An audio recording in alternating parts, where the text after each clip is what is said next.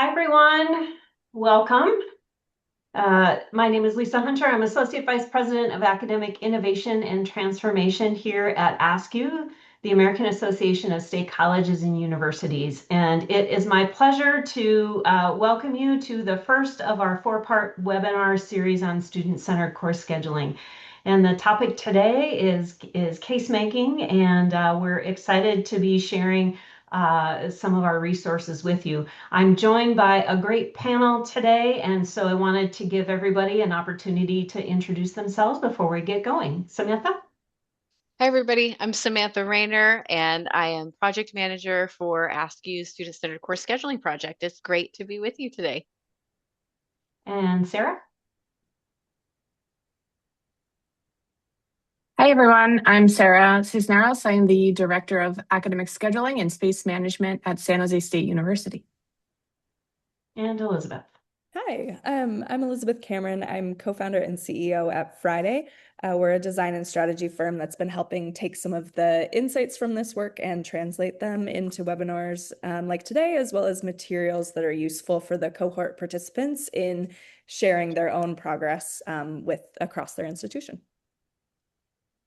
Perfect. So I believe that we have the Q&A function live. So if you have questions throughout, we are going to have opportunity for Q&A, but you're welcome to put questions as they come up in the Q&A, and you're welcome if you have access to the chat. You're welcome to interact in the chat as well. And we'd love to see who's in the room. So if you're able to introduce yourselves and let us know who's in the room, we'd really appreciate that.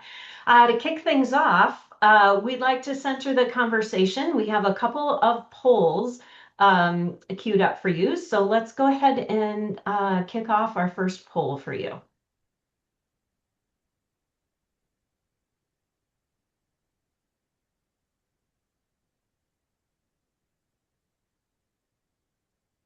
Okay. Everybody should see the question was the primary reason your institution is focused on course scheduling right now.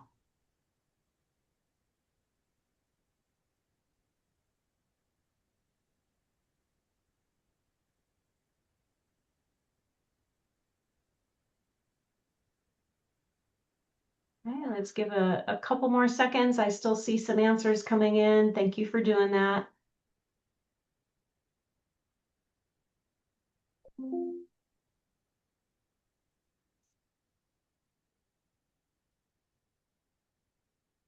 All right, let's go ahead and end the poll. I think answers have come in, and we'll go ahead and share the results.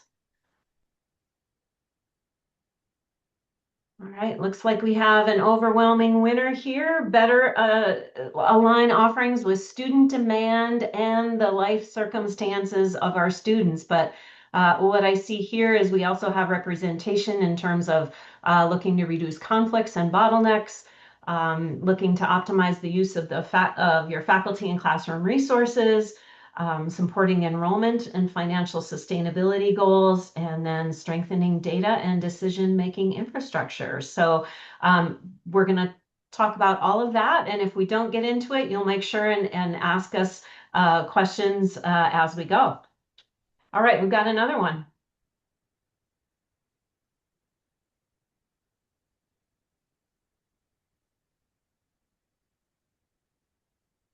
All right, we're going to go ahead and launch this. What is the hardest aspect of course scheduling reform to communicate?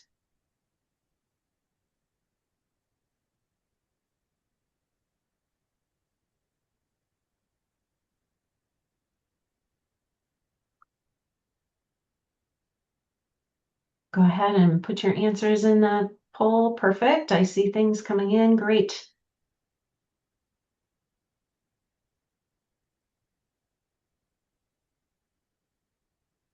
Hmm.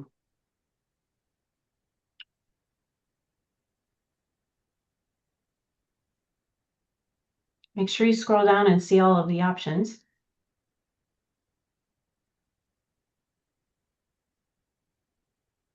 Okay, this one's really interesting. I think answers have stopped, so we'll go ahead and end the poll, and then we'll share the results back with you. Okay, so it looks like the hardest aspect And the winner here is why scheduling is a student success issue, not just an operations issue. So we'll definitely have some resources around that for you today. And then we've got the urgency of change when problems aren't always visible, not as much of an issue, it seems. The benefits of to faculty and departments, not just students. The next two the next three actually, and maybe the remainder were all kind of even. How data should inform scheduling, the need for cross-campus coordination and shared ownership. That's an interesting one. The reform is an ongoing process, not a one-time fix. And then how small scheduling shifts can lead to meaningful student impact. So yeah, really, really excited to kind of share information and share our experience in all of these categories.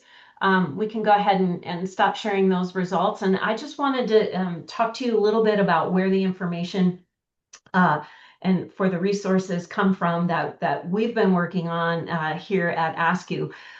For those of you who aren't familiar, we have been doing this work for a long time alongside our partners at Ascendium, as well as our partners at Astra for technical assistance. And we've been learning alongside of our institutions. We started this work in 2022 to 2024 with 11 institutions. And since then, we've now grown the cohort to 20 regional public universities across the US. And for those of you who aren't familiar with ASCU, we do represent the regional public college and university sector. That's approximately 500 institutions, and we are a nonprofit membership organization of about 350 institutions. And so the Student Center course scheduling cohort, as you'll become familiar with over the next hour, is from our membership, and we've been helping those campuses do this work, and we've been piloting these tools and getting their feedback and refining these tools to help them make a difference on their campuses. Let's go ahead on to the next slide, and I just wanted to share a little bit about what we have learned in terms of communicating and making the case, which is our topic for today. Some of the things that we have learned from our campuses and our personal experiences is really about communicating early and often, and really having those tangible examples of small shifts that have large impacts. If you are familiar with some of the change management frameworks and theories out there, we know that this fits alongside those very successful change management strategies. And so we've integrated that into the cohort and integrated that into the course scheduling work. And it really is important in helping people see make visible those small changes. We know how important it is to connect the work to existing goals and to really communicate specifically to different subgroups on campuses, specifically students and faculty, about the scheduling realities. We are working, and we find it best practice to integrate data to address some of the common misconceptions or inaccurate assumptions, as well as to kind of shift the campus culture around student-centered course scheduling. It is really a head and heart endeavor. We need to tell the stories of who the current scheduling practices that aren't working, who those are impacting, which students, sometimes specific students. And when we understand those stories in align with the data, we know that has the best environment to help us sustain campus change. And finally, providing clear next steps and opportunities for everyone to give input and feedback along the way. One of the webinars that we'll share with you a little bit later is specifically about that, in terms of how do you get that specific feedback. And we've been doing that with our campuses as well. So we're glad you're here. We'll take your questions and hope that you find the tools that we're sharing with you incredibly useful. So with that, I'm going to turn things over to Dr. Samantha Rayner. Great. Thanks, Lisa. Everybody, so Lisa has shared with you some of the things that we've learned, and that has informed sort of the arc or framework that we've provided to institutions in this cohort to help them think about how they introduce this work at their institutions. So what I'm going to walk you through today is a deck, essentially, that we've provided to those cohort members to use and adapt to their own institutional context. But as we go through this, what I want to do is highlight for you the structure behind this deck so that you're understanding the arc of the conversation and why we've placed things where we've placed them, and help you think about how you might use it at your own institution. So this particular conversation opener is to help introduce this work of strategic course scheduling, student-centered course scheduling at your own institution. Several of you in the poll, a large number of you in the poll, mentioned that helping your campus stakeholders understand that course scheduling is in fact a student success lever is one of the most challenging things, and one of the reasons why you're wanting to do this work. We found with our pilot institutions that shift, when we were able to help our campus teams see the course schedule as a student success lever and not just merely as an operational function, although it is that also, it opened up the conversation and helped our campus constituents see things differently than they would have otherwise. So we open this introducing the work framework with situating the course schedule as a student success lever for that reason. We want them to hear that message up front and first. So you see here a couple of things that we've highlighted. The course schedule shapes everything, and it touches every aspect of your institution. It determines what's possible for students. So what we're talking about here is the pace and momentum they're able to make towards degree completion and time to degree. It allows them to balance work, caregiving, and other life obligations that they might have. And it helps ensure that we are aligning our required courses that are in our degree pathways with the way that our pathways are actually delivered to our students and recommended in terms of course sequences for them to take. But it's not just about the student success aspect. We also need to help our campus stakeholders understand that the course schedule is shaping faculty workload planning. Certainly your academic units understand this, your department heads, your faculty understand this, but we need to say it and acknowledge it when we're introducing this work. Classroom utilization and staffing, and then of course academic quality and advising clarity are all linked to the way that we schedule our courses. Here's a fantastic quote that I think really anchors this idea. This is from Terry Brown, our Vice President for Academic Innovation and Transformation here at ASCU. The course schedule is the engine of degree completion. This is the thing, and if you're here, you get this, but this is the thing that we have to help our campus constituents come on board with and see as well, that if the course schedule isn't organized in a way that allows students to take and have access to courses that they need when they need them, it is going to slow degree progress. And that's something that we don't talk about enough. So the more that we can do that up front as we're introducing this work, the more other people at our institution will start to see the course schedule as a student success lever as well. We also need them to understand that it's a core institutional priority and how this work is connected to other work and other priorities at your institution.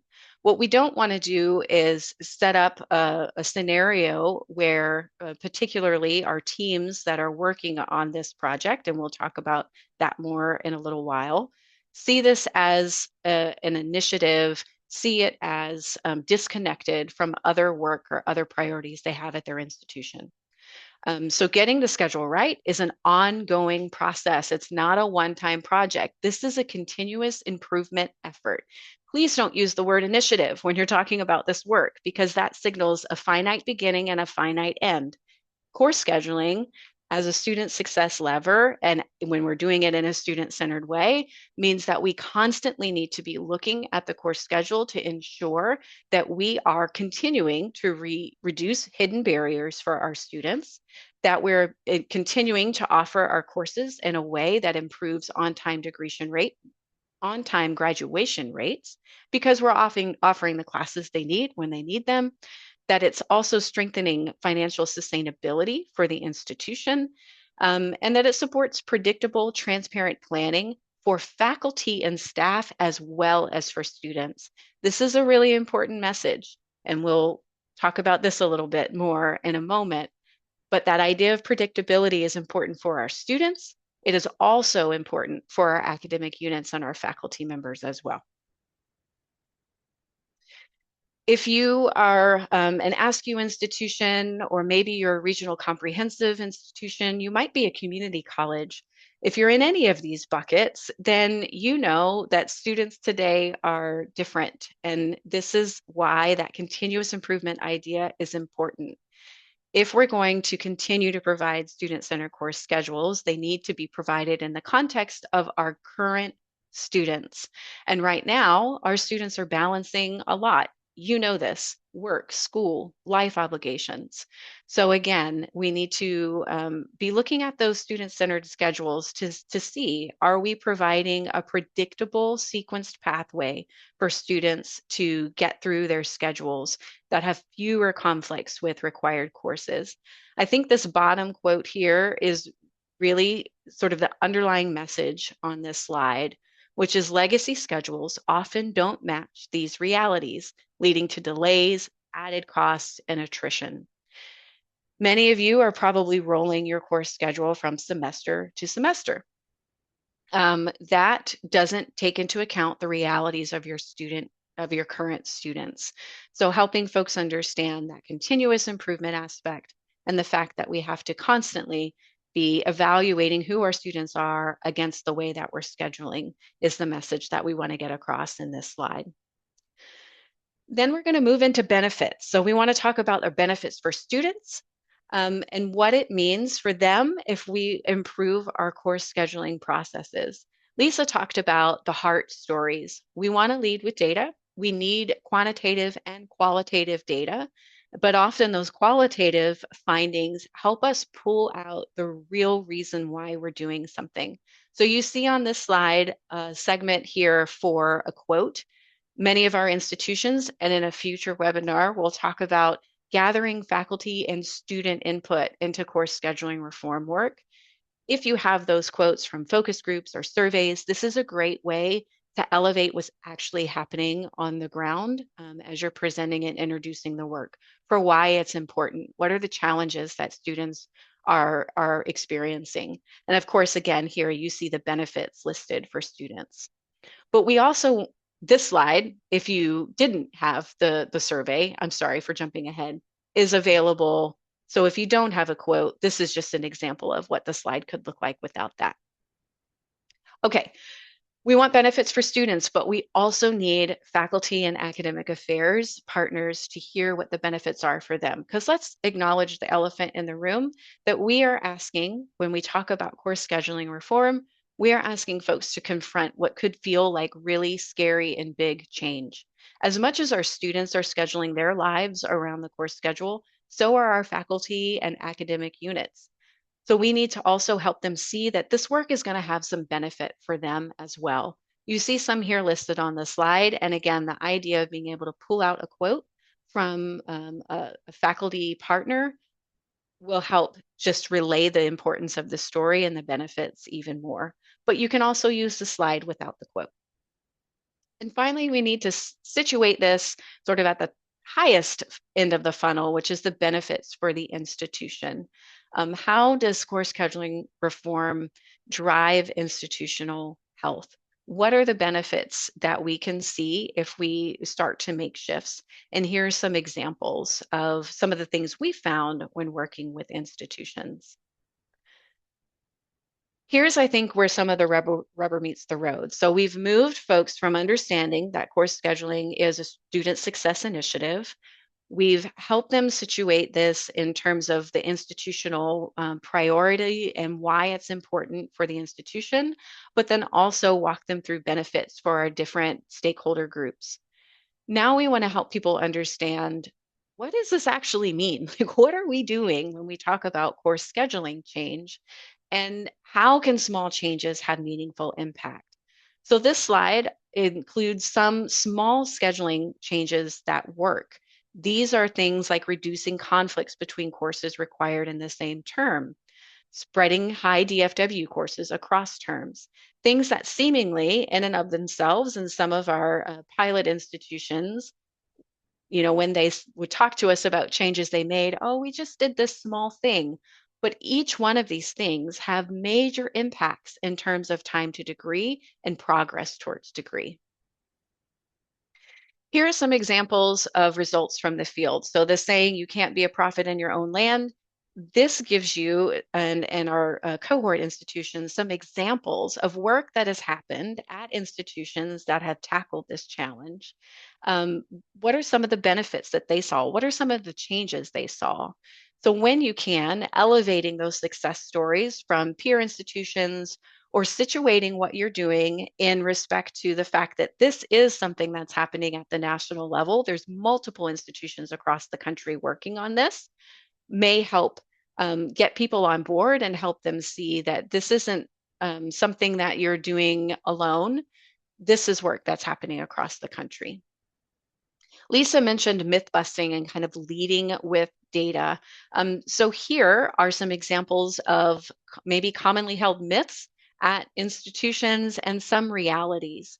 So think through, what are the things that you constantly hear at your institution that are misconceptions? And where in the data can you find the reality behind that misconception so you can help people bridge the gap between those two things and kind of understand why this work is really needed? This slide is super important. So in our cohort programs, we encourage our institutional partners to create teams that are cross-functional in nature. And this is intentional and important because each one of those voices brings something to the conversation that would be missing, that is context for the decision making you're going to embark on in terms of strategies to impact the change that you've identified as being necessary. So if you don't have faculty and advisors and chairs and registrars and even student level participation, it's going to be really hard for you to get the traction that you need with your partners. But more importantly, it's going to be difficult for you to identify strategies that will actually work and address the root cause of the issue that you're trying to tackle. We also have our cohort institutions put together an opportunity or a problem statement that does a couple of things. One, it identifies the challenge in plain and short language that they are attempting to tackle, and identifies the change that will happen if we're able to solve that problem. Think of this as your elevator pitch. You want this as you're introducing the work because it grounds folks in, what is it we're actually doing here? What are we tackling? This helps kind of center people on the mission of the work that you're doing. And then finally, Lisa mentioned one of the things we learned is helping folks understand what's next. So this is that slide. This you could structure in a couple of different ways. It could be a graphic of a timeline, but you want to be sure that you identify your timeline, chunk those in milestones and activities so that folks can see themselves in that work and kind of understand, okay, when am I going to be engaged in this? When might my attention be most important here? That's the arc that you want people to understand as you're ending you're introducing the work. And of course, always leave room for questions along the way. So as I wrap up, I want you to have an opportunity to hear from one of our partner institutions in this work, San Jose State University. We have Sarah Cisneros here with us, who is going to talk about how they've used this case making and introducing the work deck at their own institution to kind of help bring their partners along. So Sarah, I will turn it over to you. All right. Thank you so much. I'll just say that the slide deck is incredibly helpful to leverage just in the work that we've done so far. As part of a cohort member, we focused on a particular opportunity statement that Samantha identified, and I'll share that with Samantha in the chat if she can share it with those of you watching what we've sort of come up with so far. So we are framing and we have actually been, prior to joining this cohort as a client of Ad Astra, been having a lot of conversations around student-centered course scheduling. And what we've seen is that there is really interest to have these conversations. Also, people have told us we've already been doing this, right? And that's great. But we really want to frame this as an institutional strategy to make sure that all of our departments come on board and participate in that goal together. So we really wanted to make sure that our community holistically is aware of what our timeline as part of the cohort looks like. And this is a graphic slide that we got access to as part of the cohort, and really use this slide with our community to show that we're going about this work in a really intentional way. As Samantha mentioned, there'll be future workshops, webinars on the data collection phase, but really focusing on gathering that student and faculty feedback before we jump into any sort of actions, and talking our community through those components, just to ensure to them that we're not just going about and making a policy change and calling it student-centered scheduling, right? Those are the ways that we're using a slide like that to keep our community informed and up to date on where we're at in the process. And so again, our goal will be for our particular initial project to improve our meeting patterns. We currently don't have a meeting pattern policy as it relates to lab and activities, and that's a gap that we've identified through our data collection. So I think really using the reflect phase to set us up for an act phase, so that our partners can see themselves as collaborators is another way that we're using this slide to frame them as action partners in this work, and not just a larger university group coming together and saying, hey, this is what we're going to do. Well, we don't know exactly what the right strategy is, and we want to make sure we do it the right way. So I can't say enough about how much I love the slides that Samantha has shown so far, and the ability to just customize them to speak with your campus specific language. I think one of the slides was kind of breaking down what each of the roles are by different groups, and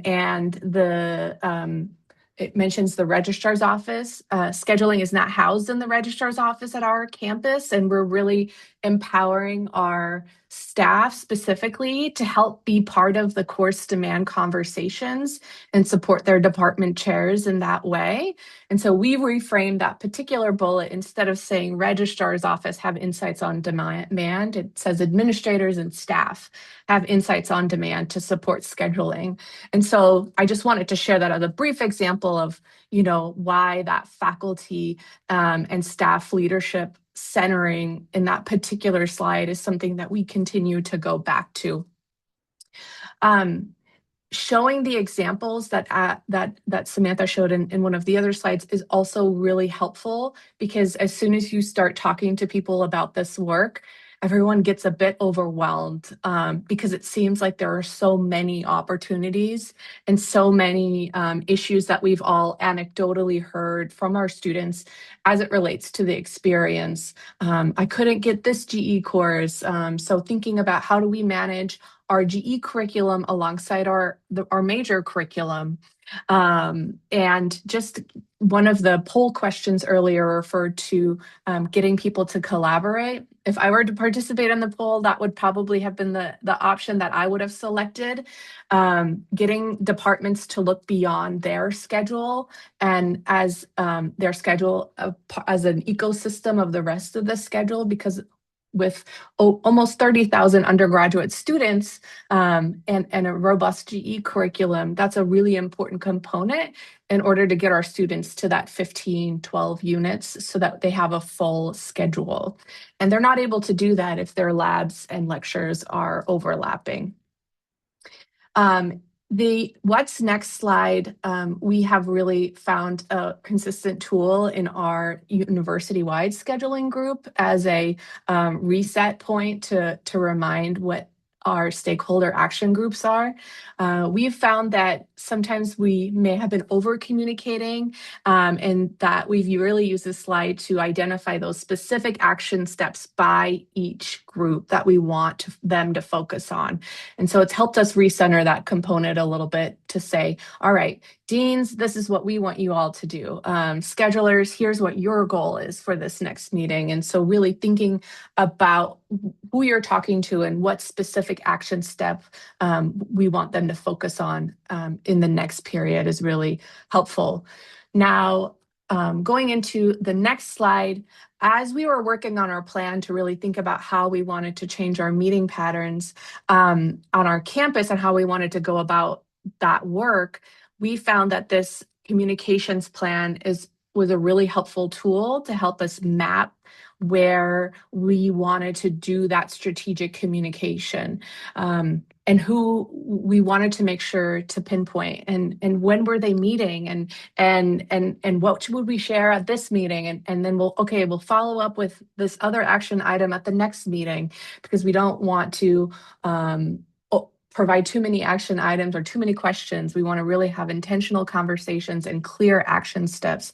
And so using this template to identify also what the concerns that those groups might come up with, just to have a prepared slide deck and a prepared conversation helped us really mapped out what our plan was. And so we built this in collaboration with some of the administrators who are part of this work, including our Senior Associate Vice President for Enrollment Management, our Provost, and some of the Associate Deans. We really thought through, okay, what do you all think? Where are we going to go? And we just had an internal shared document with this type of a table where we got on the same page and made a plan together to move the needle on our project and consider all the different feedback points and what our goal is and what really we wanted to focus on their actions. So prioritizing our asks is what I think the best component of this was. It really forced us to really think intentionally around, okay, what are we asking here and what are we going to wait to ask later? So those are the main takeaway points that I found most helpful in terms of using this particular communications plan. There are multiple components to it, but for the sake of today's presentation, I thought I would just focus on this particular component. It's a 3-step guide. Samantha, I'm not sure if that's being shared broader as well, but there is a future webinar on this topic. Good, thank you. All right, that's all I have. Awesome. Well, thank you, Sarah, Samantha, Lisa. I get the privilege of bombarding the three of you with a few questions to kind of keep the discussion going, and then we'll open it up for Q&A from panelists as well, or from attendees. Feel free to start getting those in the Q&A if you want. But one thing that came up in the poll that was flagged was connecting scheduling to student success. And so I would love to start there and dig into that. And Samantha, maybe start with you. You've been doing a lot of work with all of the different cohort institution members. How are you helping them like bridge that gap from like intellectually agreeing that scheduling matters, but then actually connecting it to the outcomes that they're already like tracking and caring about? Yeah, that's a great question. Um, I think the last part of your question is maybe the key there. It's both helping them kind of come to the agreement that, yep, course scheduling is something that's really important, but then also agreeing on what are the metrics they actually care about. So really kind of leading with their institutional data and helping them parse through, as Sarah said, it can feel very overwhelming as you're looking at all of the metrics at one time to realize, where do I start in this work? And so some of the backwards mapping, I guess we could think of it as, is starting with their metrics, kind of getting them to look for where they might see their biggest pain points. You could do all of the things, but what is the thing that if you focused on would get you the highest and best value right now? And then how is that tied back to your institutional priorities and strategies? If there are dots being connected between all of these things, now we've got gold. Now we can connect the work to larger work that's happening at your institution. We can guard against that initiative fatigue, and really help people see the purpose behind the project. Awesome. Sarah, Lisa, anything you would add to that? If not, I'm happy to move us to the next one. I do have an example to share of something that we do in the cohort that is incredibly powerful. And one of our cohort members came up with it. It's called the pressure test. And it's incredibly powerful in terms of helping your stakeholders see that the impact of the course schedule on student success outcomes. And it's as simple as getting your folks in the same room and having them on their laptop or on a device where they can access the current course schedule. And you have them pull up an advising sheet or whatever recommended or required courses in a particular program that they're asked to register, and just see if they can map out a student's course schedule for the next 2 terms. Often we can't even get through 1 term, but when faculty and staff, advisors, right, when you get folks in a room and they start, you'll have a number of aha moments, including how many clicks it takes for a student to actually register or view the course schedule. Looking at course rotations, like how do they make sense of it when they see it from the student's perspective? It's really, really powerful. And so I think that's a great way of helping folks kind of see the impact and connect it to student outcomes. Awesome. And we did get a question in the Q&A from Cade Gibson. Thank you. So curious if anyone wants to weigh in on this one. In executing scheduling optimization, to what extent is centralizing scheduling beneficial? How able are departments who have historically managed their own schedules to execute on scheduling optimization with extremely limited resources devoted to the task? So how do you think about, Sarah, you mentioned like the benefit of having staff on it, but then how does that versus like the registrar owning it centrally, but then there's also just resourcing and optimization challenges there. So curious to hear what you all have seen and learned. Yeah, I mean, so we have a decentralized scheduling model, but we work on the schedule in phases, right? Where the departments build their initial schedule and then we block off the schedule and so I guess we have sort of a mix between a centralized and a decentralized schedule, where we then kind of block off the schedule from being changed after a certain point in the production cycle.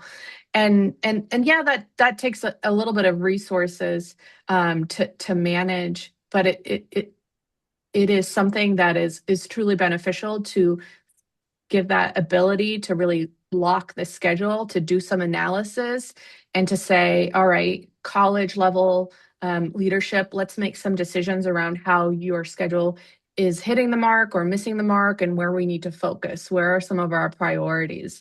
And so even just, I think, designing a scheduled production period that allows for that build and then subsequent analysis would be a relatively easy way to just infuse your production process with more analytics, right? And more time for analytics. And I think that when we first started doing this work, we realized, oh, we're not really giving anybody that time to do that work.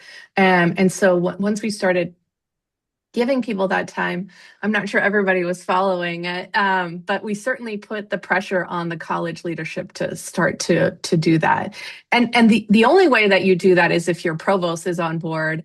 And so I just briefly want to just add, having your executive sponsor on board is incredibly important to drive this work, because not only is it my team and myself talking about this, and the associate deans, we've got the provost reinforcing it with the deans and checking in on the deans. How's that going? How are we moving the needle on this work? And so I would say those are low resource intensive ways that you can infuse that type of work.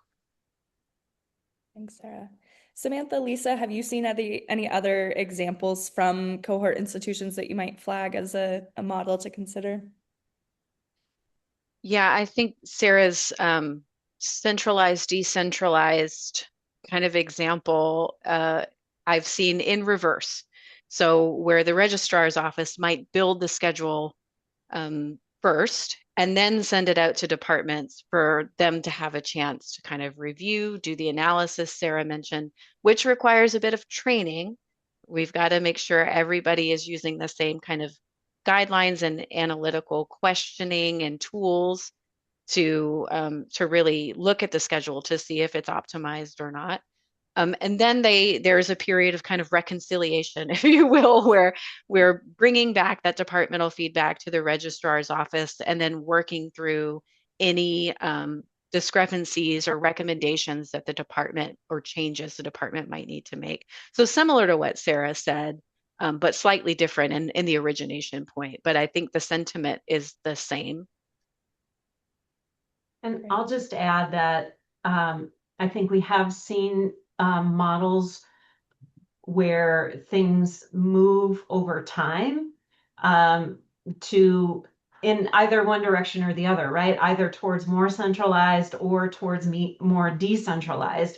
And I think, just to echo what Sarah brought up, this idea of what I'm going to sort of label here on the fly as shared leadership and shared ownership. And so I think as important as it is to think about what will be gained by one of the models, or to think of it on a continuum, I think it's also important, as if you are moving towards one, to think about what will be lost, right? And to just consider the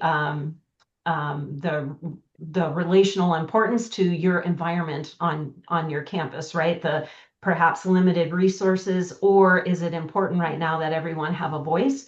And who do those voices at the table need to be? And that doesn't mean that that's always going to fit the model as the environment on your campus changes, as you have more and more impact on moving towards a more student-centered schedule. You might find that over time the model can change of the way that you're doing things. And so I think just important to remain open to, as you progress, that things might need to be flexible too. Yeah, I'd love to add to that, Lisa, just because you made me think, we were really at a point when we really started to focus on this work as an institution, where shared decision making was really a critical component of shifting our campus culture to meet our mission and our larger goals as an institution. And so framing the work in that way was incredibly important. In launching a campus-wide group that had representation from all stakeholders in scheduling included was one of the biggest parts. But the other part is connecting the problem, the work that you're doing, to the larger issues. Like, we had a really hard time on our campus strategically assigning space. So centralizing space assignment was really going to be an important component because we needed to improve our metrics. That's how our campuses in California are funded by the state in terms of our utilization. And so we haven't received a lot of infrastructure funding as a campus. And so that became the priority. People understood that because everybody's invested in our campus getting more funding for infrastructure. And so I think, that's where you connect the mission to how you want to operationalize the work. And I think that just ties it all in really neatly, Lisa. You set that up really well. So I wanted to add that. Thank you.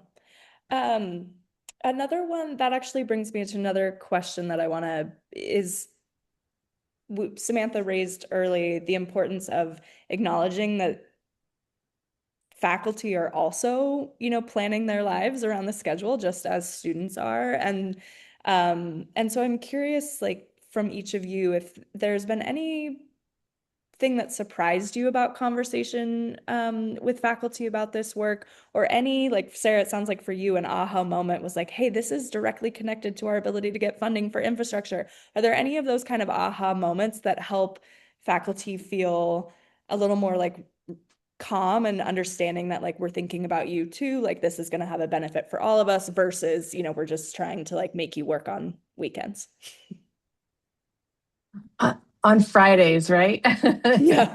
Yeah, on Friday afternoons. Yeah, I mean, I think definitely you hit the nail on the head there. And our biggest aha moment was we need you to be in support of us allowing us to centrally schedule classrooms, because we haven't hit the mark in terms of the standard. And by doing this, we are going to hit the mark, and then we're going to get better buildings, and we're going to get newer buildings, which will allow you to better teach your courses and to see that investment. And so, in the meantime, we've also made investments in our classrooms, substantial investments across the board. And so seeing that promise fulfilled along with the larger narrative of our goal is to improve our infrastructure, everyone is slowly getting on board. We still have a couple of folks who are like, I don't get to teach in that classroom that's for 60 people with my 20 size class right next to my office anymore.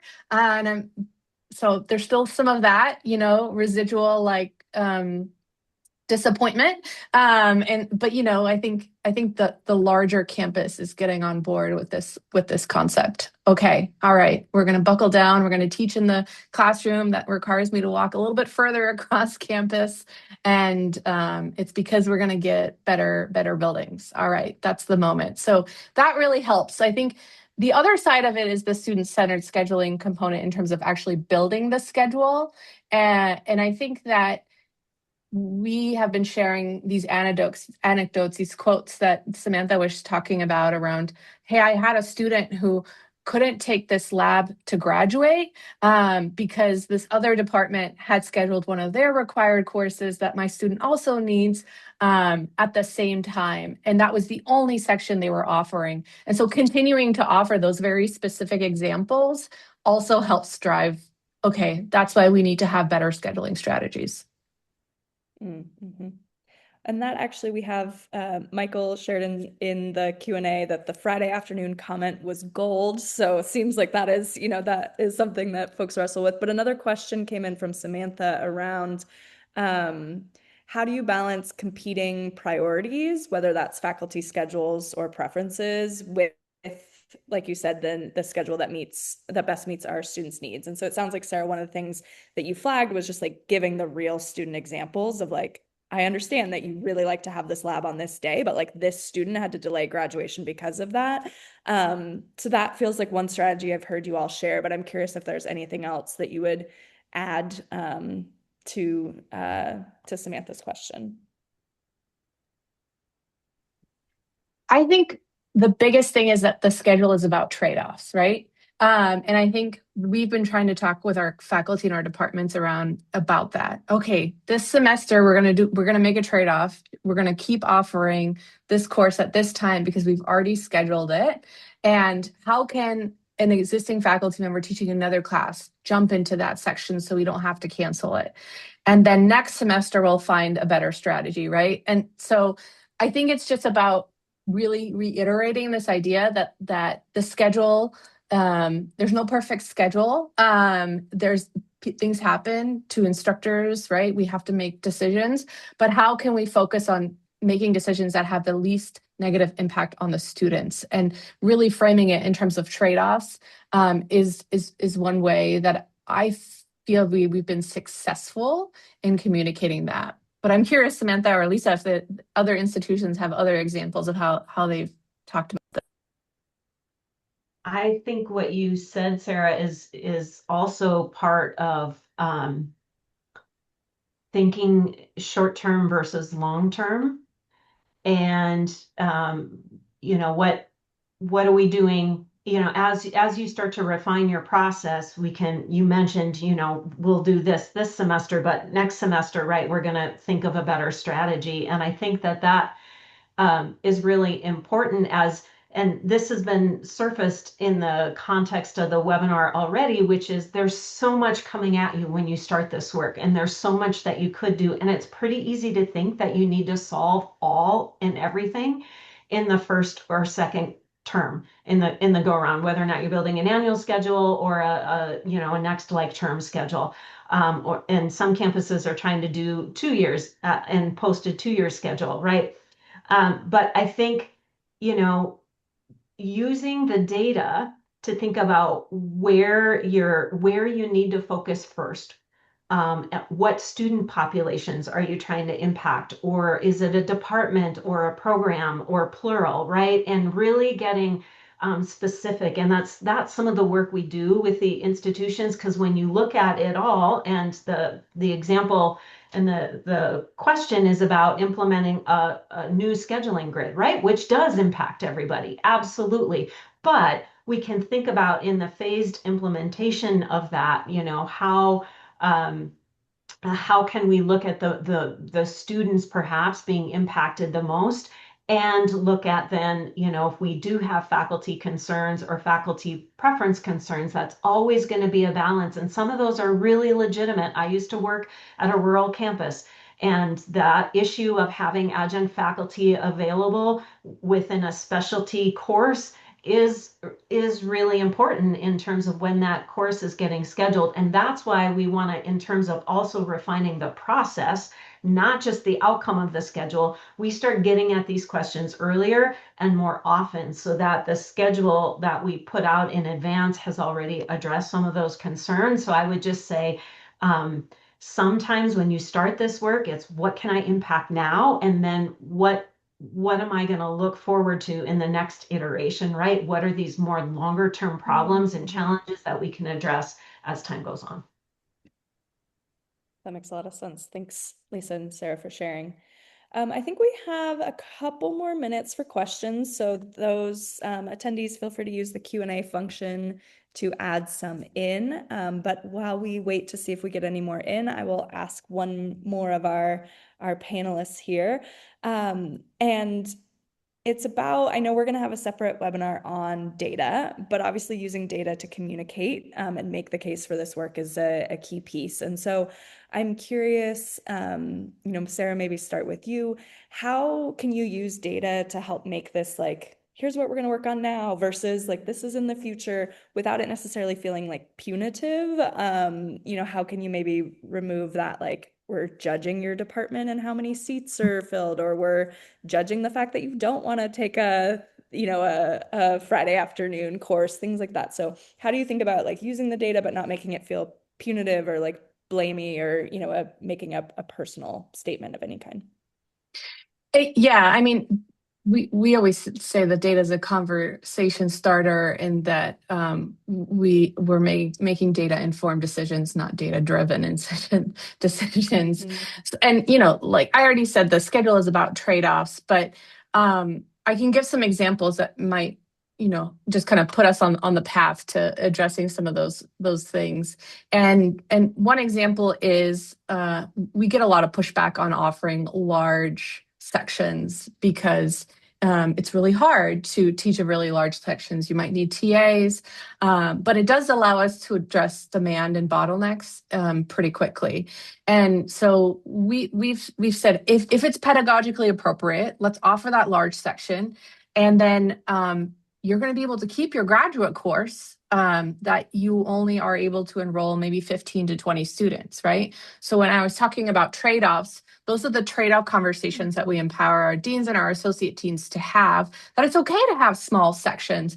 But if you're going to have those small sections, we got to think about how we're going to balance your resources within the college and the department, and how are we going to meet our department needs. And so those are the types of things that we see are helpful. There are a couple other examples that I could give around, offering all their sections during prime time, Monday through Thursday, 9 to 3. Everybody wants to offer their courses at that time. And we know students want to take their courses at that time.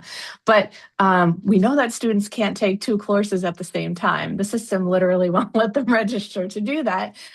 So we have to make decisions, and we say, all right, maybe Fridays isn't the best time for your department to offer courses, but what about the fringes? What about 3? What about before 9? And how can we move the needle by offering at least 1 or 2 classes in that way? So and the other thing is, this came up recently in a chairs meeting, is that we have to all offer balanced course schedules, so that we can all use our shared resources together. So if one department doesn't utilize the whole meeting pattern grid, they're taking up all of those resources in those classrooms during that one specific time. And so those are the types of examples that we give, that it's a shared responsibility to create a schedule, and also creates access for our students. And again, it's this conversation that we're having to explain. Mhm. Awesome.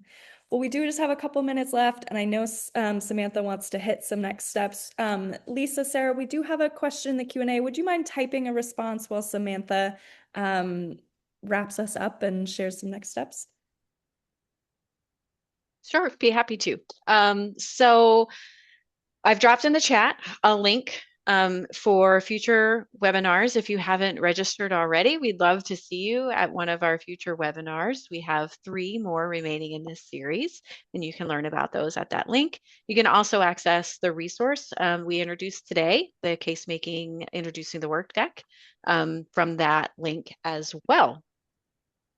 Lisa, am I missing anything? I think those were really our main 2 calls to action. Yeah, and I just wanted to reiterate that we intend for you to download the deck and use it on your campus. Use the talking points. You heard our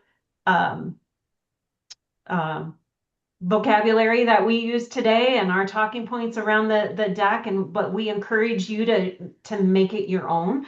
But to say that the bullets and the points that we make, I hope that you will find value in them, again, coming from now years of this work with institutions and partners like Sarah, refining the talking points and using them on their campus. And that's how we put this together. And so we want to help you kind of accelerate the work. So, by sharing this when the time is right for you to start your communication strategy on campus, we hope that this will be a resource for you and that you're able to customize it, add your quotes, and really make it something useful for your campus. All right, I think that brings us to the top of the hour. So we're so happy that you're here. You're able to contact us through the website if you have follow-up questions. And I hope to see you at the next webinar in a couple of months. We'll see you soon.